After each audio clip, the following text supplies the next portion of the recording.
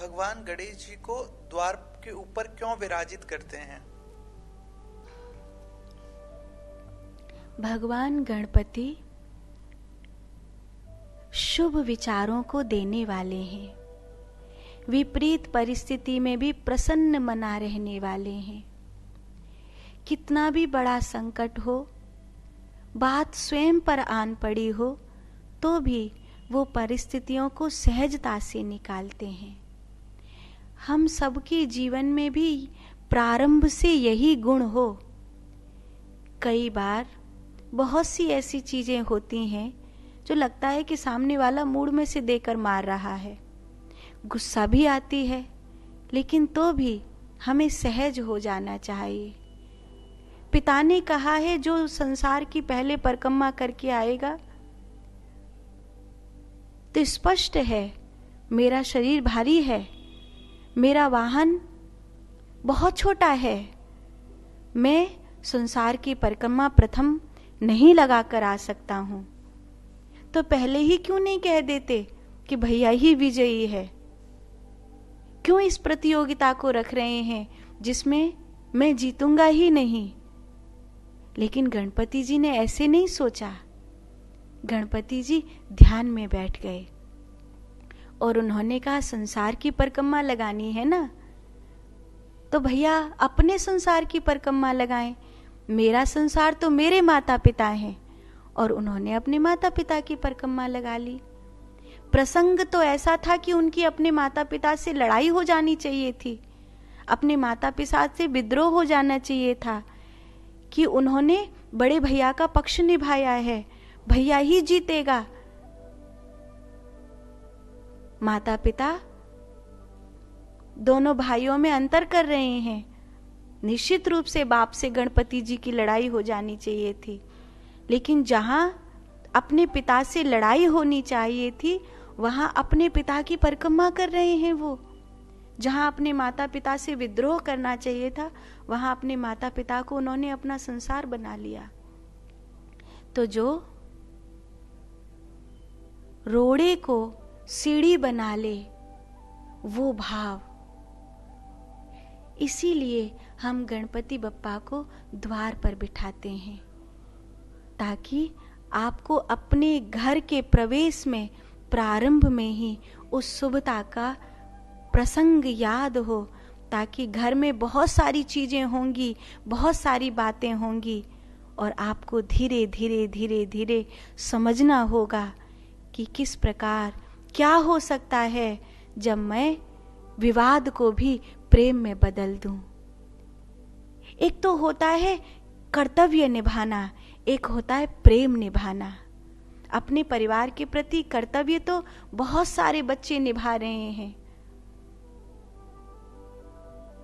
लेकिन प्रेम कौन कौन निभा रहा है?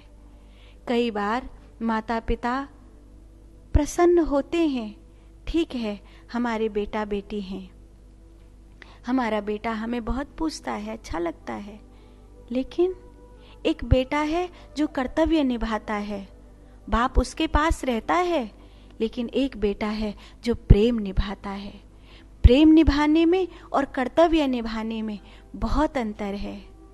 जहां कर्तव्य निभाने वाला बेटा है वहां कार्तिकेय जैसा संबंध होता है, और जहां प्रेम निभाने वाला बेटा है वहां गणपति जैसा संबंध होता है। आप जब परिवार में घुसें, जब आप अपने घर में भीतर जाएं, तब आप गणपति जैसे होकर के जाएं। इसीलिए आप द्वारे पर गणपति को बिठाते हैं, क्योंकि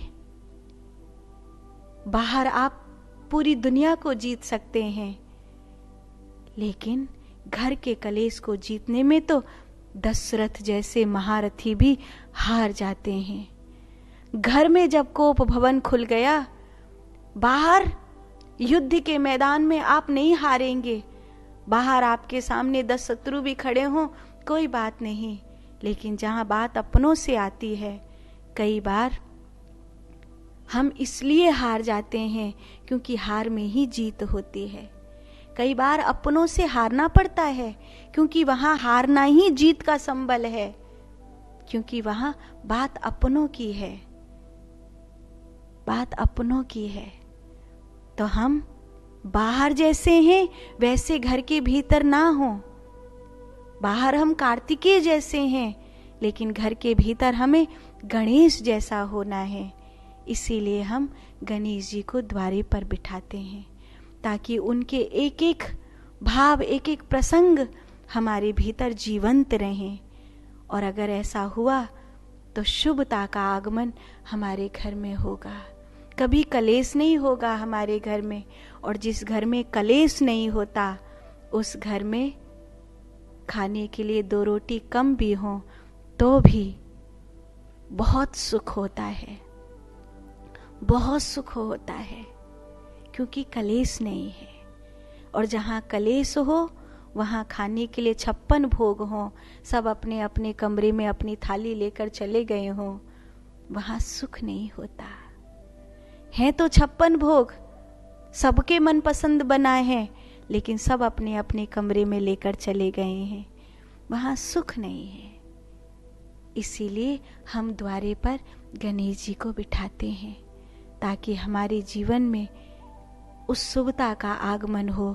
जब हम घर में प्रवेश करें तो हमारे जीवन को ये पता हो कि यहाँ प्रेम होगा, कलेश नहीं।